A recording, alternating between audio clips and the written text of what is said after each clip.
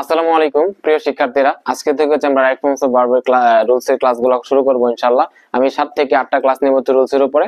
এরপর যত board question আছে এগুলো আমি প্র্যাকটিস করাই দেব, তাহলে রাইট ফর্মস অফ ভার্বের উপরে তোমার আর কোনো সমস্যা থাকবে না ইনশাআল্লাহ। সো আজকে রাইট ফর্মস অফ ভার্বের প্রথম ক্লাস। এখানে দেখো একটা নিয়ম দিছি, এই নিয়মটা খুবই খুবই ইম্পর্টেন্ট। এটা থেকে তোমার একটা থেকে প্রতিটা বোর্ড কোশ্চেন তুমি যদি প্র্যাকটিস করো দেখবা যে একটা থেকে দুইটা অথবা তিনটাও মাঝামাঝি তোমার দেয়া থাকে এই রুলসটা থেকে, ঠিক আছে? তাহলে তুমি বুঝতে পারতেছো এটার গুরুত্ব কতটুকু।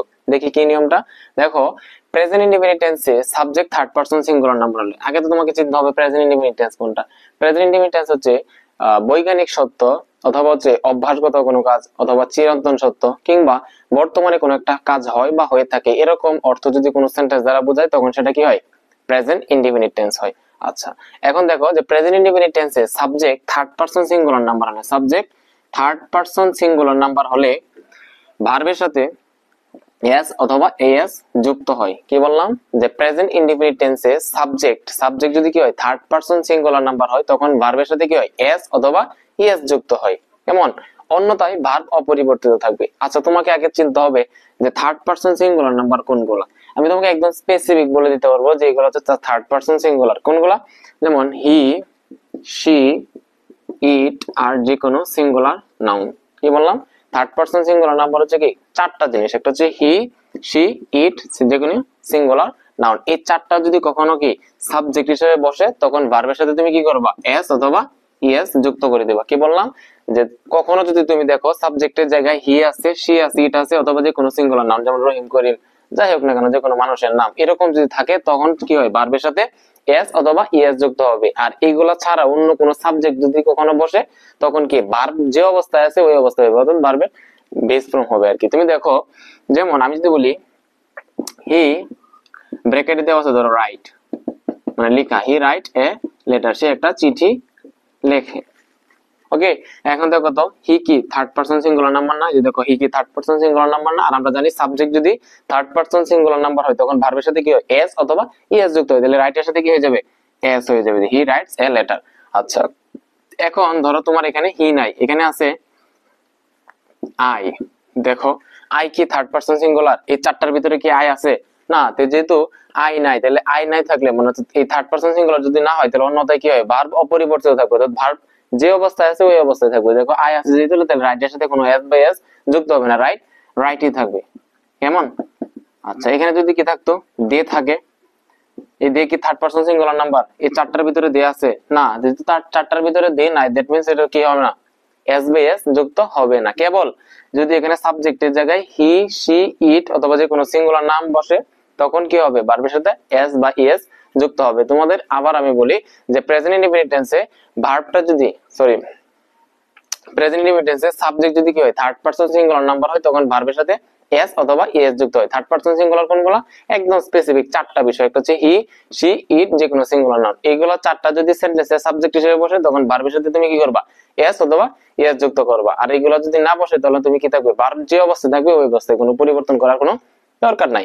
তুমি দেখো আমি যে বিগত সালে তোমার এই নিয়মটা থেকে তোমার যেগুলো আসছে, তোমার এখানে কিছু এক্সাম্পল দেয়া আছে যে a teacher teach his students, একজন শিক্ষক তার শিক্ষার্থীদের শিখায় from the core of his heart. একজন শিক্ষক কি করে? তার শিক্ষার্থীদেরকে যে সে পড়ায়, সে টিচ করে, শিক্ষাদান দেয়, সেটা কি তার মন থেকে দেয়। Core of heart, his heart, তার মন থেকে, তার হৃদয় থেকে সে তার শিক্ষার্থীদেরকে পড়িয়ে থাকে। এটা দেখবা কুমিল্লা বোর্ড 2019 সালে এই নিয়মটা থেকে আসছে এটা। তুমি দেখো তাহলে এ টিচার টিচ হিজ স্টুডেন্টস, একজন শিক্ষক তার শিক্ষার্থীদের শিক্ষা দেয়। টিচ এ যে একটা ভার্ব, টিচ হচ্ছে একটা ভার্ব। আচ্ছা, এখন দেখবো সাবজেক্টটা। সাবজেক্ট যদি থার্ড পারসন সিঙ্গুলার নাম্বার হয় তখন কি করব? ভার্বের সাথে এস বা ইএস যুক্ত করব। দেখো তো টিচার কি থার্ড পারসন সিঙ্গুলার নাম্বার না? টিচার কি থার্ড পারসন সিঙ্গুলার না? যে কোনো সিঙ্গুলার নাউন কি হয়? Third person singular. টিচার যেহেতু থার্ড পারসন সিঙ্গুলার তাহলে ভার্বের সাথে আমি কি করব? এস অথবা ইএস যুক্ত করব। তাহলে টিচার, টিচটা কি হয়ে যাবে? টিচেস হয়ে যাবে। ঠিক আছে, এ টিচার টিচেস। এরপরে দেখো 2 নাম্বার, ম্যান হ্যাজ আনকোয়েন্সেবল। আনকোয়েন্সেবল অর্থ হলো অদম্য, অনির্বাণ, যেগুলো কি করা যায় না? দমন করা যায় না। হ্যাঁ, ম্যান হ্যাজ আনকোয়েন্সেবল থার্স্ট। থার্স্ট মানে হচ্ছে কি? তৃষ্ণা। মানুষের হচ্ছে একটা অদম্য তৃষ্ণা আছে ফর নলেজ, জ্ঞানের জন্য। অর্থাৎ মানুষ সবসময় কি চায়? যে জ্ঞান আহরণ করি, জ্ঞান আহরণ করি। হ্যাঁ, ন্যাচারালি, স্বাভাবিকভাবেই হি ওয়ান্ট, সে চায়, টু নো, জানতে, এন্ড সি, সে চায় কি করতে? জানতে চায় এবং দেখতে চায়, মোর এন্ড মোর, মানে অধিক। সে সব সময় চায় অধিক জানতে এবং কি দেখতে। দেখো এখানে ওয়ান্ট হচ্ছে একটা ভার্ব, ওয়ান্ট হচ্ছে একটা কি ভার্ব। আচ্ছা, এটার সাথে এস অথবা এস যুক্ত হবে কি না এটা ডিপেন্ড করে কার উপরে? এটা হচ্ছে সাবজেক্টের উপরে। সাবজেক্ট যদি থার্ড পারসন সিঙ্গুলার নাম্বার হয় তখন ভার্বের সাথে কি হবে? এস বাই এস যুক্ত হবে। তাহলে দেখো তো হি তো কি একটা থার্ড পারসন সিঙ্গুলার নাম্বার নাই? দেখো এই চারটা বলছিলাম না, এই চারটার কোনো একটা যদি সাবজেক্টের জায়গায় বসে তখন ভার্বের সাথে কি হয়ে যায়? এস বাই এস যুক্ত হয়ে যায়। তাহলে হি কি একটা থার্ড পারসন সিঙ্গুলার নাম্বার, তাহলে ওয়ান্ট কি ওয়ান থাকবে নাকি এস হয়ে যাবে? ডেফিনেটলি ওয়ান্টস হয়ে যাবে। এরপরে তুমি দেখো, এরপর আছে দে গো টু কলেজ এভরিডে, তারা কি নিয়মিত কলেজে যায়। তাহলে তো গো যে আছে, গো একটা ভার্ব, দে হচ্ছে একটা সাবজেক্ট। এখানে সাবজেক্টের জায়গায় কি হি সি ইট যে কোনো সিঙ্গুলার নাম্বার আছে না? যেহেতু এটা থার্ড পারসন সিঙ্গুলার নাম্বার নাই, তাহলে ভার্বের তো আর কোনো পরিবর্তন করার দরকার নাই, গো গোই থাকবে। কেমন? এখানে যদি হি থাকতো তাহলে কি হতো? গোস হইতো। এখানে যদি সি থাকতো তাহলে গোস হইতো। এখানে ইট থাকতো তাহলে কি হতো? ইট তো আর হয় না, ইট থার্ড পারসন সিঙ্গুলার হলেও তো এটা বস্তু।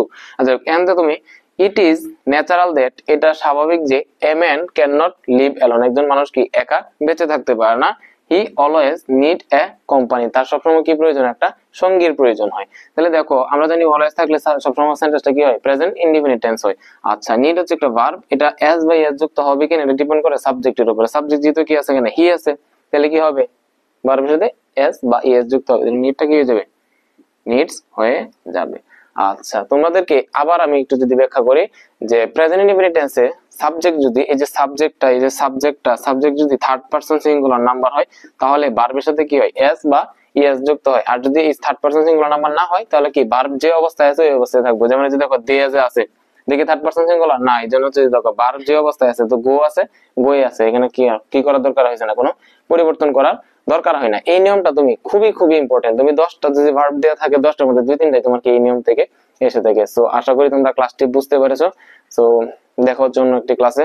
তো ভালো থাকো, সুস্থ থাকো, আল্লাহ হাফেজ।